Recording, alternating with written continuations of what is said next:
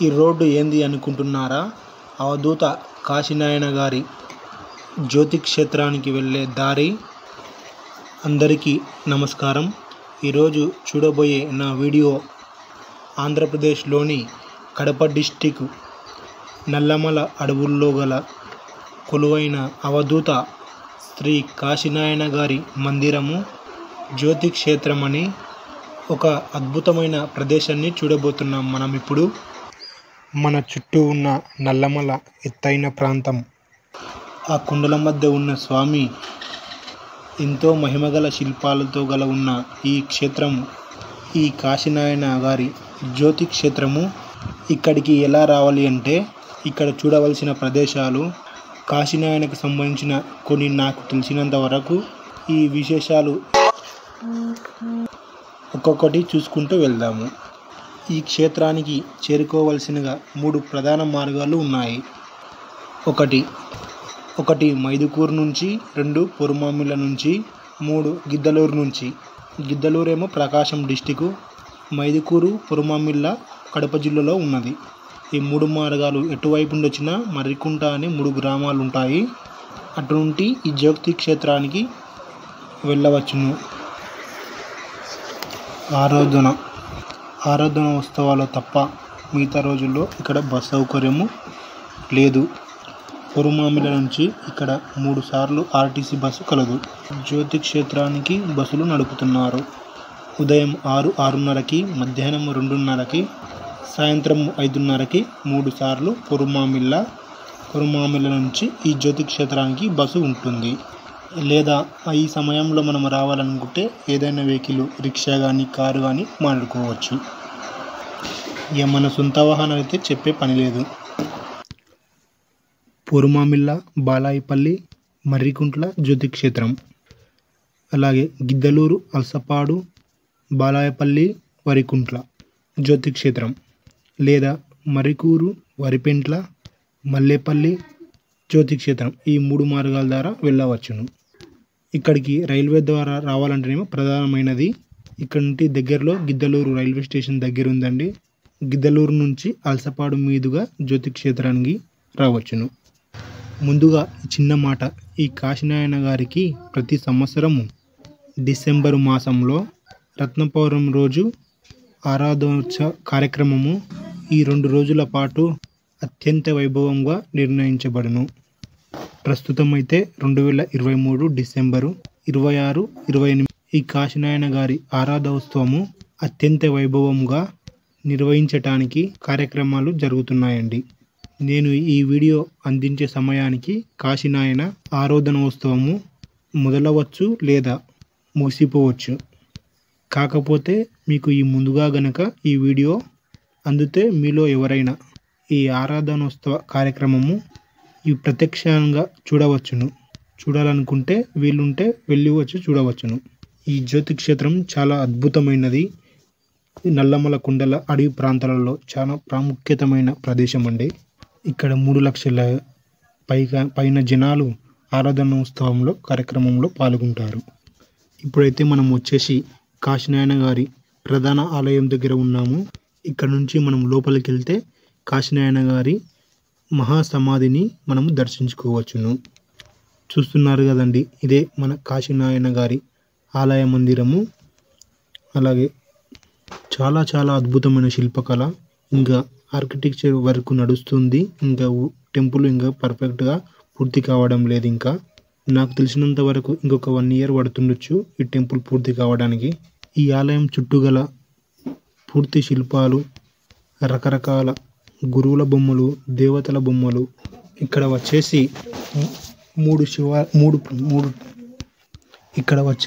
3 ప్రధాన దేవాలయాలు ఉన్నాయండి.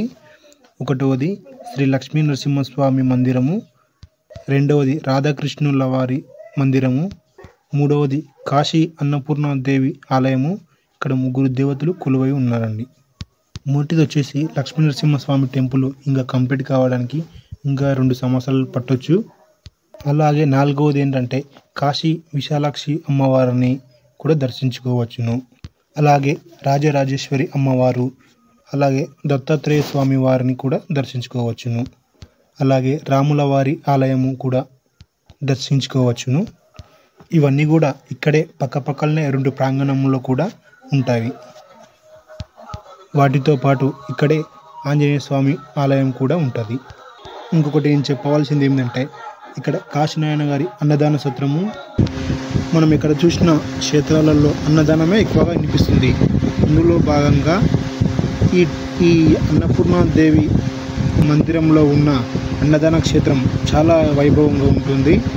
ఇందులో ఒక రోజు ఉదయం 9 గంటల నుండి నైట్ 9 గంటల వరకు 100 మంది నుండి 1500 మంది వరకు తినవచ్చు. ఇప్పుడైతే మనము దగ్గరికి వచ్చేసి కాశీనారాయణ వారి ప్రధాన మందిరం దగ్గరికి గర్భగుడి దగ్గర ఉన్న స్వామి సమాధి దగ్గర ఉన్నాము. చూడండి, ఇక్కడ స్వామివారి సన్నిధి. ఇక్కడ మన రకరకాల స్తంభాలు ఎంతో అద్భుతంగా చెక్కినారు.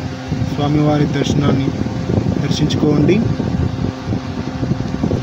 ఇక్కడ ఉన్న శిల్పాల గురించి చెప్పాలంటే ఎంతో అద్భుతంగా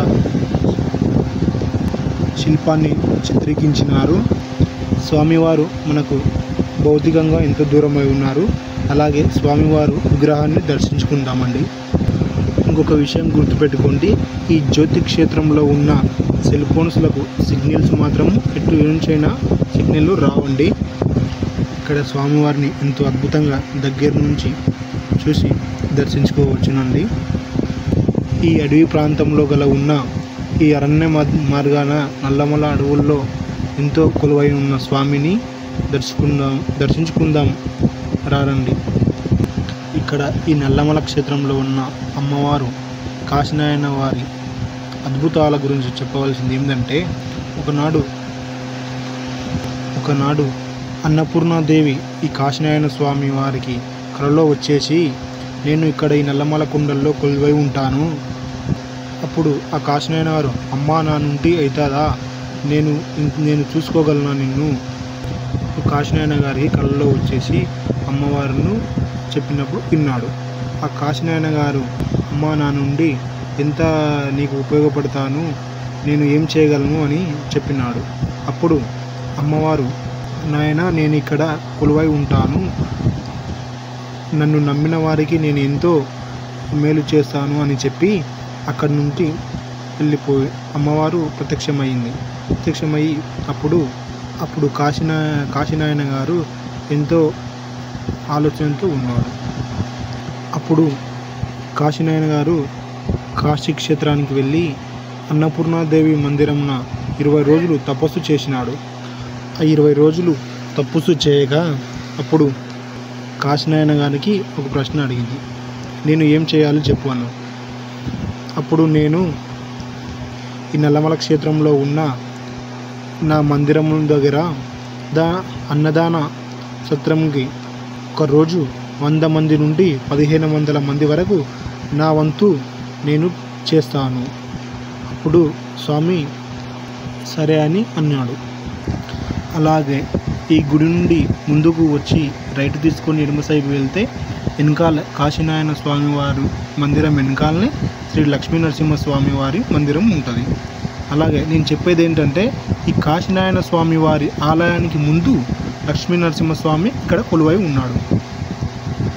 కానీ ఇప్పుడు ఏంటంటే ఇప్పుడు మందిరము చాలా చిన్నగా ఉన్నది.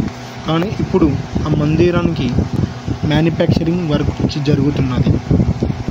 ఈ నల్లమల కొండల్లో ఈ చల్లని వాతావరణంలో ఎంతో కొలువుదీరై ఉన్న శ్రీ లక్ష్మీ నరసింహస్వామి వారి మందిరం ఎంతో అద్భుతంగా ఉన్నది. అప్పట్లో ఒక ఇద్దరు వచ్చి ఈ కొండ ప్రాంతాల్లో ఉన్న లక్ష్మీ నరసింహస్వామి వారి శిలను చూసి ప్రతిష్ఠించారు. ఆ తర్వాత కాశీనారాయణ వారు వచ్చిన తర్వాత ఈ ఆలయాన్ని ఎంతో పునరుద్ధరించినారు. ముమ్మాటికి అంటే నేను చూస్తున్నగా ఇప్పుడున్న ప్రదేశానికి 4/5/2024 సంవత్సరం అనగా ఈరోజు కూడా ఇంకా మందిరంలో ఉన్న వరకు నడుస్తుంది. ఇంకా గుడి కంప్లీట్ కాలేదు. ఈ మందిరం కావడానికి నాకు తెలిసినంత వరకు ఒక 2 సంవత్సరాలైనా కావచ్చండి. ఇప్పుడు చూడండి, ఈ నల్లమల అడవి ప్రాంతాల్లో గల ఎంతో కొలువైన పుణ్యక్షేత్రము గల మందిరాలు ఇక్కడ చూడండి. స్వామివారి సన్నిధి, అలాగే ఈ పచ్చని కొండ చిలువల మధ్య గోశాలల మధ్య ఉన్న స్వామివారు. దీన్ని చెప్తే కాకుండా మీరు చూస్తేనే మీకు అర్థమవుతుంది. క్షేత్రం గురించి చెప్పాలంటే సరిపోదు, చాలా చాలా బాగుంది ఈ జ్యోతి క్షేత్రం. కానీ కాశీనారాయణ స్వామి వారి ఆలయంలో మాత్రం శిల్పకళ చాలా అద్భుతంగా ఉంది. రకరకాల స్తంభాలు, ఎన్నో అద్భుతంగా శిలాలు చెక్కినారు. ఈ కాశీనారాయణ స్వామి వారి ఆలయంలో ఒక స్తంభం కాదండి, ఎన్నో స్తంభాలు, శిల్పకళలు ఇంకా నిర్మించడానికి చాలా కొలువుదై ఉన్నాయి. కానీ ప్రస్తుతానికైతే ఇక్కడ ఉన్న మందిరంలో గల గోశాల అనేకమైన చాలా ఉన్నాయి చూడవలసినవి. అందులో భాగంగా ఉండవలసిన వారు ఎవరు ఉన్నారా అని కాదు అనుకోకుండా, ఇక్కడ మన ఇంట్లో పోషించేవారు లేకున్న వారు ఇక్కడ ఉండవచ్చును. అలాగే 3 పూటల తిండి తిని కానీ ఇక్కడ పని చేస్తామన్నా సరే చేయకున్నామన్నా సరే ఎలాగైనా ఇక్కడ ఉండవచ్చును. ఎలాంటి ఇబ్బంది మాత్రం కలిగించేవారు. ఎందుకంటే మనము పని చేయాలనిపిస్తే చేయవచ్చును, లేదు మేము 3 పూటలు తిండి తిని ఉండాలనుకుంటే అలాగైనా కూడా ఉండవచ్చును. సరే, ఇప్పుడు ఇంకొకటి మనకు ఇప్పుడు ఎదురుగా కనిపిస్తున్నదే అదే అక్కడ ఉన్న దేవాలయాలు ఏమేమి అంటే కాశీ అన్నపూర్ణాదేవి, విశాలాక్షి అమ్మవారు, దత్తాత్రేయ స్వామివారు, శ్రీకృష్ణ మందిరము. మొదట చూసేది గణపతి టెంపుల్. ఇక్కడ గణపతి చాలా అద్భుతంగా శిల్పాలు చెక్కబడినవి. ఇప్పుడు ఎదురుగా కనిపిస్తున్నది కదా అదే అన్నపూర్ణాదేవి ఆలయము. ఇక్కడ చాలా ఎంత అద్భుతమైన క్షేత్రం అది. అన్నదానం అంటే అన్నం పరబ్రహ్మ స్వరూపం. అన్నానికి మించింది ఇంకొకటి ఏది లేదండి. ఇప్పుడు కనిపిస్తున్నది కాశీ విశ్వనాథ అన్నపూర్ణాదేవి ఆలయం. ఇక్కడ చాలా అమ్మవారు ఎంతో అద్భుతంగా చాలా దగ్గర నుండి మనం చూడవచ్చును. అలాగే ముందల శివాలయం కూడా దర్శించుకోవచ్చును. కానీ ఇక్కడ ఏంటంటే మన సెల్ ఫోన్లకు పర్మిషన్ అనేది ఉండదు. ఫోటోలు వీడియోలు తీయడానికి పర్మిషన్ లేదు అండి. కానీ నేను ఇక్కడ తీస్తున్న వీడియో మాత్రం ముందుగా నేను పర్మిషన్ తీసుకున్న వాళ్ళ దగ్గర నుంచి. శ్రీ కాశీ విశ్వనాథ అన్నపూర్ణాదేవి పుణ్యక్షేత్రం. అలాగే పక్కనున్న ఆలయము అన్నపూర్ణాదేవి ప్రతి ఒక్కరికి తెలిసింది. ఎందుకంటే అన్నపూర్ణాదేవి అన్నం పరబ్రహ్మ స్వరూపం. అన్నాన్ని మించిన గొప్ప ప్రతిఫలం అనేది ఇంకొకటి దొరకదండి. అలాగే ఇక్కడ చూస్తున్నాం కదండి, ఇక్కడ అమ్మవారి టెంపుల్లో ఎంతో శిల్పకళగా చెక్కిన స్తంభాలు, గణపతి విగ్రహాలు, ఇంకా చాలా ప్రాముఖ్యతమైన ప్రదేశం కలదండి ఇక్కడ. ఇప్పుడు అన్నపూర్ణాదేవి అమ్మవారి యొక్క హారతిని దర్శించుకుందామండి.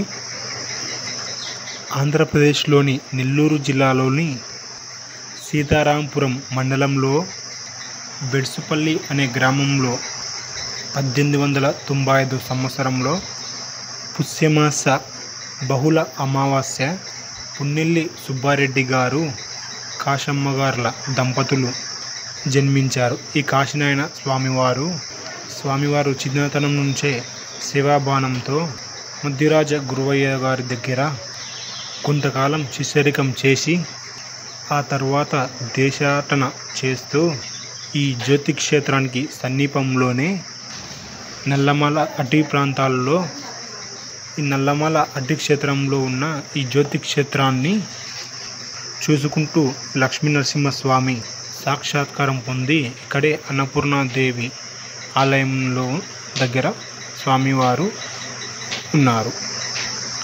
అలాగే లక్ష్మీ నరసింహస్వామి సాక్షాత్కారం పొంది అన్నపూర్ణాదేవిని కూడా పొంది సాక్షాత్కారం పొంది ఆశ్రమాలు ఇక్కడ గలుపుకున్నారు. ఇక్కడ అన్నపూర్ణాదేవి క్షేత్రం గల పక్కలనే నిత్యం అన్నదానానికి ఏమి తక్కువ కాకుండా చూసుకుంటున్నాడు. ఇక్కడ అన్నపూర్ణాదేవిని ఆయన స్వామివారు ఇలా మొక్కారు. ఇక్కడ వచ్చే భక్తులకు ఏ ఆటంకం కలగకుండా అన్నప్రసాదాలతో తక్కువ కాకుండా ఎక్కువ చూసుకుంటావమ్మా అని వేడుకున్నాడు. ఆ తరువాత ఎన్నో క్షేత్రాలను సందర్శిస్తుంటూ ఎన్నో దేశాటన చేస్తున్నాడు. ఎన్నో పురాతనమైన ఆలయాలను జీవనోద్ధరణ చేసుకుంటూ వచ్చినారు స్వామివారు. కాశీనాయన గారు ఏమన్నారంటే, అన్నం పరబ్రహ్మ స్వరూపం, 10 మందికి పంచాలి అని దేశాటన చేస్తూ స్వామివారు ఇలా అన్నారు. కాశీనాయన స్వామివారు ఎన్నో దేశాటన చేస్తూ ఈ క్షేత్రాన్ని ఇక్కడనే ఉండిపోయి ఉన్నారు. స్వామివారు 1995 సంవత్సరము మార్గశిర శుద్ధ పౌర్ణమి నాడు అనగా దత్త జయంతి రోజు భౌతికంగా మనందరికీ దూరమైపోయి ఇక్కడే మహాసమాధి చేయమని చెప్పినారు. ఈ క్షేత్రంలోనే నేను ఎప్పుడు తిరుగుతూ నా భక్తులను చూసుకుంటూ ఉంటాను. అన్నదానం తక్కువ కాకుండా ఎక్కువగా అయ్యేటట్టు చూసుకుంటూ ఉంటాను. ఒక రోజుకు 100 మంది నుండి 1500 మంది వరకు వచ్చినా కూడా నేను సరిపెడతా అని చెప్పినాడు స్వామివారు. నా ఆశ్రమంలో నన్ను కొలిచిన వారికి ఏ లోటు లేకుండా చూసుకుంటానని స్వామివారు అన్నారు. అప్పుడు కాశీనాయన గారు మనకు భౌతికంగా దూరమైనారు. అలాగే మార్గశిర బుద్ధ మార్గం నుంచి అలాగే మరుసటి రోజు ఆరాధన అత్యంత వైభవంగా జరుగుతున్నది. ఈ జ్యోతి క్షేత్రంలో 50 నుండి 2-3 లక్షల మంది వరకు జనాలు వస్తుంటారు. కాశీనాయన గారి ఆరాధన ఉత్సవంలో భాగంగా అలాగే కాశీనాయన గారి జన్మదిన వేడుకల్ని ఆయన జన్మించిన బెడ్సుపల్లి గ్రామంలో ఎంతో వైభవంగా నిర్వహిస్తారు. ఇప్పుడు ఈ వెనకాల నుండి ముందుకు పోయి లెఫ్ట్ తీసుకుని కొద్దిగా రైట్కు తీసుకుంటే శ్రీ లక్ష్మీ నరసింహస్వామి మందిరము వచ్చును. అలాగే ముందుకు పోయి లెఫ్ట్ సైడ్ మంతే అక్కడ అన్నదాన సత్రం ఉంటుంది. కాశీనాయన స్వామి వారి అన్నదాన క్షేత్రము. అలాగే ముందు వెళ్ళినామనుకో చల్లని కూలింగ్ వాటరు, నీరు ఎంతో చల్లగా అద్భుతంగా రుచికరంగా ఉంది. ఈ పచ్చటి నల్లమల కుండల మధ్య శ్రీ లక్ష్మీ నరసింహస్వామి వారు కొలువై ఉన్నాడు. ఇక్కడ ఉండటానికి ఒక్కరికి 2కి రూములు ఇవ్వరండి. మినిమం 10 నుండి 15 మంది వరకు మాత్రమే వస్తే రూములు లభించును. కొందరు ఇక్కడ ఎక్కువ రోజులు ఉంటారా అని కూడా అనుకుంటారు. కానీ అటువంటి వారికి ఏ ఇబ్బందిగా లేకుంటుంది. 3 పూటలు భోజనం ఉంటుంది. ఉదయం 9 గంటల నుండి నైట్ 9 గంటల వరకు ఎలాంటి ప్రాబ్లం లేకుండా ఉండవచ్చును. ఇప్పుడు చూడండి, శ్రీ లక్ష్మీనరసింహస్వామి వారి ముందు ఉన్న ధ్వజస్తంభము, అలాగే లోపలికి లక్ష్మీనరసింహస్వామి మందిరంలోకి వెళుతున్నామండి. ఇక్కడ ఉన్న స్వామీజీ లక్ష్మీనరసింహస్వామి ఆలయము మందిరము కంప్లీట్ కాలేదు. స్వామివారికి ఎవరైనా దక్షిణ ఇవ్వాలనుకుంటే ఇవ్వచ్చు. కనీసం నేనైతే 100 రూపాయలు డొనేషన్ చేశాను. స్వామివారి వెనుక భాగా నుండి వెళ్తే ఒక 4 కిలోమీటర్ల దూరంలో గరుడాద్రి క్షేత్రానికి వెళ్ళవచ్చు. కానీ మాకు తక్కువ సమయం ఉన్నది కాబట్టి మేము వెళ్ళలేదు. సరే అలాగండి. కొద్దిగా ముందరకు వచ్చాక ఎడమ సైడ్ మళ్ళీ శ్రీ లక్ష్మీ నరసింహస్వామి వారి గర్భాలయము, ఇక్కడ స్వామివారి గుడి మందిరము నిర్మాణం కానున్నది. స్వామివారు ముందలి భాగంలో ఎడమ సైడ్ వైపు స్వామివారిని మనం దర్శించుకోవచ్చు. శ్రీ లక్ష్మీ నరసింహస్వామి వారిని దర్శించుకుందాం. ఇప్పుడు